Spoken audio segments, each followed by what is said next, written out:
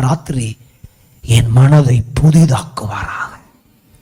கசப்பில்லாத மனதாய், வைராக்கியம் இல்லாத மனதாய், பழிவாங்குதல் இல்லாத இருக்கிற மனதாய், ஆமேன் சொல்லுங்க பார்க்கலாம்.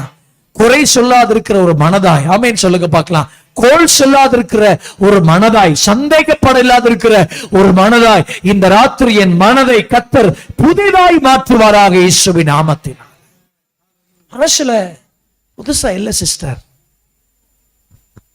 ஆழமா யோசிக்கணும் சிஸ்டர்.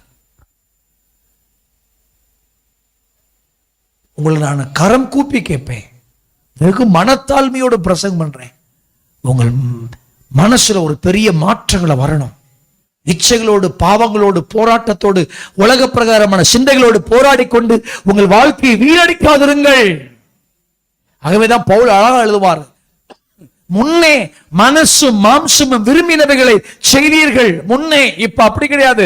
உன் மனசு சொல்றபடி கேட்கறது கிடையாது. இப்ப மனசு புதுசா மாறணும். கரங்களை உயர்த்தி அல்லேலூயா சொல்லுங்க பார்க்கலாம்.